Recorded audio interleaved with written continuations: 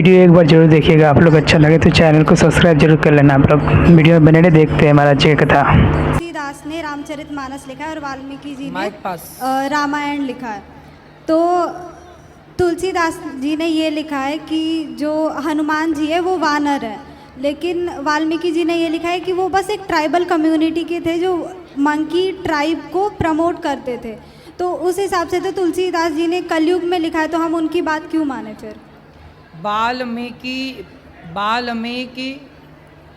तुलसी भय, वाल्मीकि जी ही तुलसीदास बनकर आए। ये भक्तमाल में लिखा है नाभादास जी ने कि वाल्मीकि जी ने संस्कृत में लिखी रामायण। तो संस्कृत में लिखी रामायण समझने वाले लोग कम थे, तो राम को सब जान पाए, इसलिए वाल्मीकि जी कलयुग में तुलसीदास बनकर आए और उन्होंने अपनी सारी संस्कृत की व्याख्या हिंदी में अवधी भाषा में की, जिसे रामचरितमानस कहते हैं।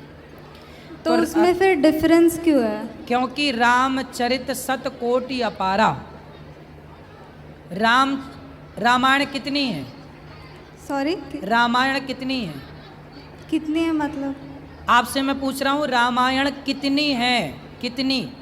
रामायण एक ही है। नहीं, वाल्मीकि रामायण, भुसुंडी रामायण, आनंद रामायण, राधेश्याम रामायण, ऐसे करोड़ों रामायण। चैनल को सब्सक्राइब जरूर कर लेना। उन करोड़ों रामायण में करोड़ों बार का चरित्र है।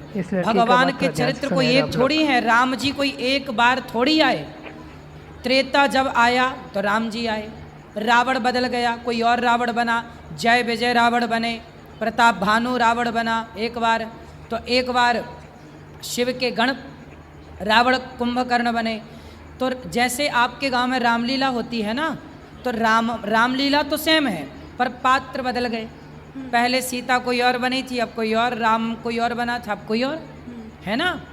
तो रामायण तो सेम थी, लेकिन पात्र क्या हुआ?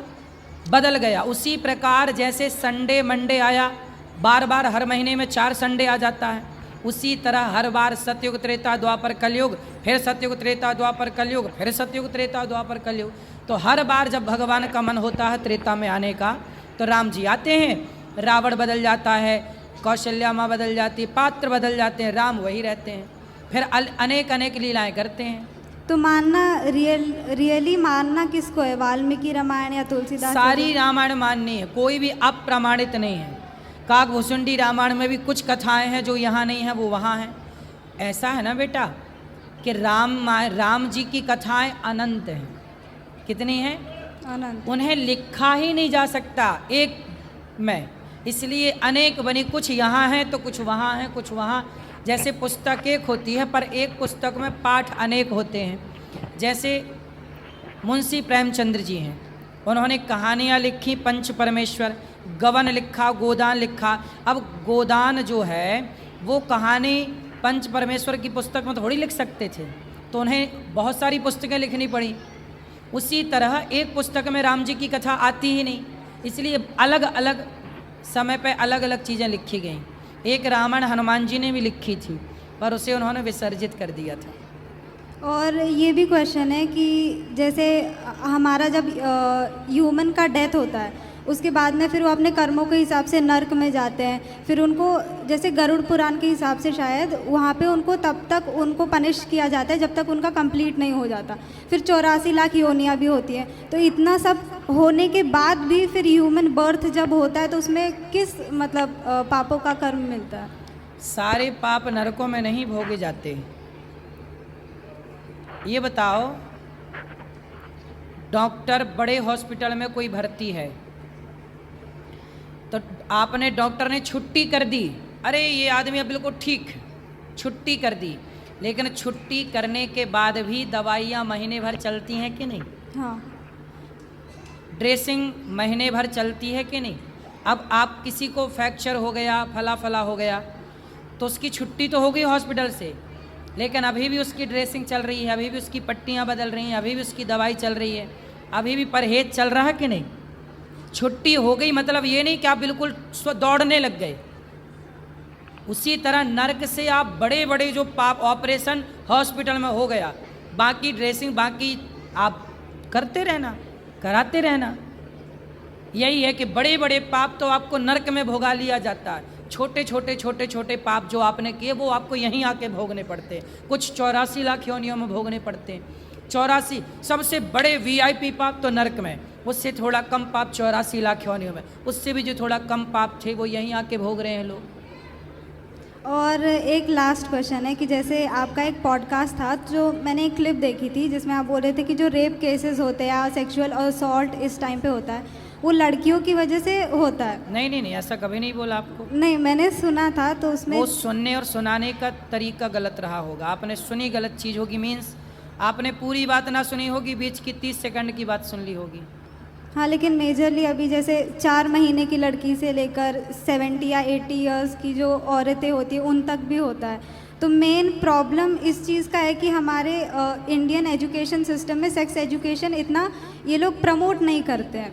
जैसे गवर्नमेंट स्कूल्स में भी अगर कोई चाइल्ड है, समझो 15-16 इयर्स का, अगर उनको कोई प्रॉब्लम है तो ये चीज़ें बोली क्यों नहीं जाती हैं? फिर बोलना चाहिए, सही है, आपकी बात ठीक है। हमारे यहाँ तो काम सूत्र है, हाँ, काम सूत्र में सारी बातें लिखी गई हैं। तो हमारे यहाँ तो प्रमोट किया गया था, इसलिए मंदिरों में जो पुराने कुछ मंदिर हैं कोणार्क इत्यादि के, उनमें ये चित्र भी बनाए गए थे। तो हमारे यहाँ तो प्रमोट किया गया था, लेकिन मुग़ल आए ना तो हमारे सारे धर्म ग्रंथों को, सब चीज़ों को ख़त्म कर दिया। मुग़लों के बाद, अंग्रेज़ों के बाद हमारे यहाँ एक अलग ही बदलाव आ गया, वरना हम लोग इतने विकसित थे, हम लोग हर क्षेत्र में ज्ञान रखते थे। अब देखो, एक मंदिर है, उसमें बाहर मंदिर के ना ये सब चित्र बने हुए हैं लड़का लड़कियों के, लेकिन अंदर जाओ तो शंकर जी का मंदिर है। क्या अर्थ है इसका?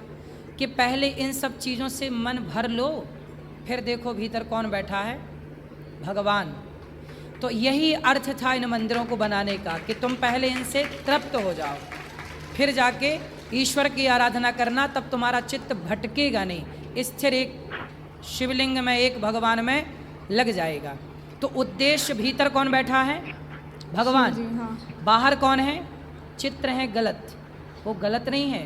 एक्चुअल हुआ क्या कि जब तक व्यक्ति इन चीज़ों से, इसलिए हमारे यहाँ विवाह एक प्रोसेस है कि पहले आप विवाह करो, विवाह में रहो अपनी पत्नी के संग, और फिर विवाह करके जब देख लो सब चीज़ों को, सारा आनंद ले लो, सुख ले लो, तब फिर चित्त ईश्वर में लगेगा, फिर भटकाव नहीं रहेगा। फिर भटकेगा कहाँ, क्योंकि आपने सारा स्वाद ले लिया है। इसलिए हमारे यहाँ ये सिद्धांत था बड़ा गहरा, लेकिन अब इसे लोग समझ नहीं पाए, इसे अब सिलेबस में पढ़ा। अब भारत की शिक्षा कहाँ पढ़ाई जा रही है, हाँ। सारा हमारे देश में मैकाले की शिक्षा पढ़ाई जा रही है। हम कहाँ वेदांत पढ़ रहे हैं, कहाँ गीता पढ़ रहे हैं। यदि ठीक ठीक से पढ़ते तो आज हमारे देश की स्थिति कुछ और होती। ठीक है। हाँ। और रेप की जो बात आपने की, हमारे यहाँ जो रेप होता है ना, उसका जो मूल कारण है, अभी देखो रेप हुआ बंगाल में एक डॉक्टर बहन के साथ, हाँ। अभी तक उसको फांसी नहीं हुई। हमारे देश में बलात्कार होने के 2 कारण हैं। पहला, बलात्कारी को तुरंत जब वो निश्चित हो गया किसने बलात्कार किया, तो चौराहे पे खड़ा करके उसको फांसी क्यों नहीं दी? फांसी चौराहे पर दो और टीवी पे लाइव चलाओ, ताकि दुनिया देखे और डरे कि यार इसने किया, हम करेंगे तो हमारे साथ भी होगा। अब आपने कमरे में फांसी दी, पता नहीं दी कि नहीं, जंगल में मोर नाचा किसने देखा, तो चौराहे पर फांसी दो। हमारे यहाँ दंड विधान सही नहीं है, इसलिए बलात्कार होता है। हाँ। बलात्कारियों को लगता है यार कर लो, क्या होगा, ज़्यादा से ज़्यादा 10-5 साल की सज़ा होगी, भोग लेंगे, फिर छूट जाएंगे। पैसे वाला है तो 10 साल भी अंदर नहीं जाता। पहला कानून गड़बड़ है। दूसरा, बलात्कार क्यों होते हैं, इसका दूसरा जो सबसे बड़ा रीज़न है, वो सबसे बड़ा कारण है कि हम लोगों ने, आप लोगों ने पहले पिक्चरें देखी, आज भी मूवियाँ देखते हो आप, तो मूवियों में लड़कियाँ जरा जरा से कपड़े पहनती हैं और मूवियों में रेप दिखाया जाता है। बलात्कार के सीन पुरानी, आज के 2010 के पहले की सारी मूवियाँ उठा लो, 2090 से लेके बाद की मूवियाँ उठा लो, सब में रेप के सीन भरे भरे पड़े हैं। हाँ या ना? रेप के सीन पिक्चरों में है, पकड़ा, बलात्कार किया, ये सारे लोग। अब इतनी सारी जनता पिक्चर देख रही है, और पिक्चर में देख क्या रही है, रेप देख रही है। तो जो लड़के हैं इनमें से 2-4 तो ऐसे होंगे, उनको लगेगा यार एक बार हम भी तो ट्राई करें। जो देखा है, क्योंकि जो आप देखते हैं ना वैसे आप हो जाते हैं। छोटा बच्चा होता है ना, वो माँ को घंटी बजाते देखता है तो वो भी घंटी टन टन करता है, हाँ या ना? हाँ। छोटा बच्चा जो देखता है वो करता है कि नहीं? दादा को बीड़ी पीते देखेगा तो छोटा बच्चा भी बीड़ी उठा के मुंह पे रख लेगा। इसमें दोष बच्चे का नहीं है, आपने बच्चे को जो दिखाया वो बच्चे ने किया।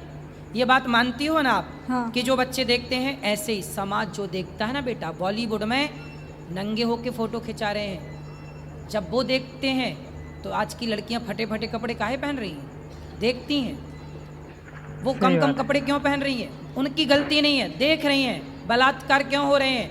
चीज़ें मोबाइल पे, सरकार गंदी गंदी पिक्चरों पे बैन क्यों नहीं लगा रहा? क्यों तुम्हारे मोबाइल पे गंदी पिक्चरें चल रही हैं? हाँ। जब देखेगा वही तो भरेगा क्या मस्तिष्क में? वही। फिर कोई भी लड़की मिलेगी वो उसे उसी नज़र से देखेगा और अपनी भरी वासनाओं को वो उस पर उड़ेलेगा, वो उसके साथ दुराचार करेगा, क्योंकि जो अंदर है वही तो बाहर निकल रहा है। हाँ।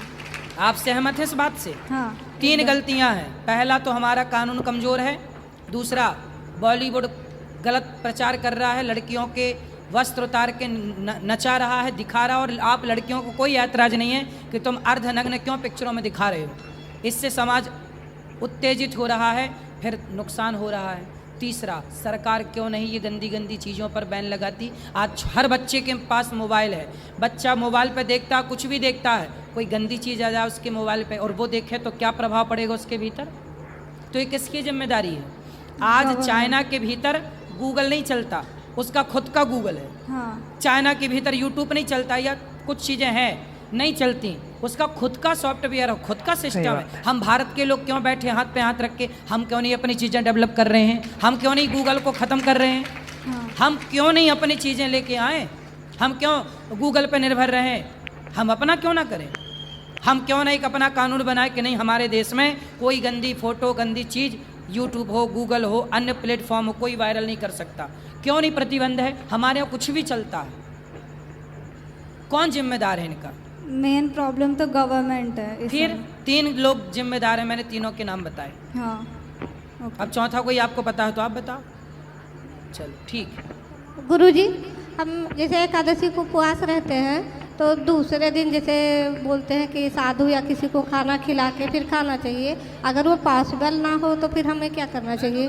कोई बात नहीं, आप गौरी गोपाल में रोज साधु सेवा होती है, आप रोज यहाँ पे साधु सेवा कराओ कि आज एक आदमी, एक संत हमारे यहाँ हमारे नाम से खाएगा। हम एकादशी के दिन तो करते ही हैं, लेकिन दूसरे दिन का मैं पूछ रही हूँ। हाँ, तो यहाँ तो रोज एकादशी जैसे ही माहौल है, रोज एकादशी है यहाँ, तो ये समझो। ठीक है, ठीक है। और रोज यहाँ पे संतों की सेवा दरस परस है। द्वादशी को भी आप यहाँ सेवा कर दो और आप घर में खाओ। ठीक है। गुरुजी, आपने बोला था चाय में जहर होता है ना, कि हमारी 6 साल की बेटी है, ये नहीं पीती है, बोलती है राधे राधे गुरुजी बोलते हैं तो मैं नहीं पीऊँगी। वैसे हम भी नहीं पीते हैं, लेकिन अभी पुणे से आए हैं तो यहाँ थोड़ा एक बार पी लिए थे तो, लेकिन इसने कोई नहीं बात पिया। नहीं। ओके, राधे राधे गुरुजी। खुश रहिए।